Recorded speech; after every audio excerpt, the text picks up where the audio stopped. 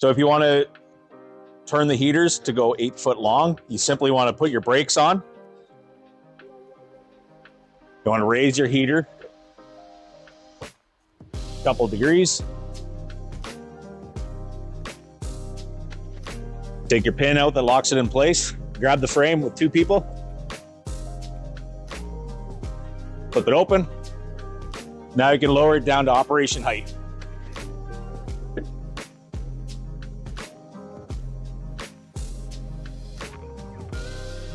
When you're done using it in this mode, you want to raise it up.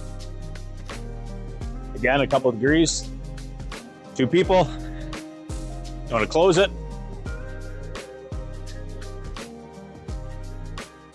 Put your pin in place. This locks it in place. And then you're ready to raise the heater up.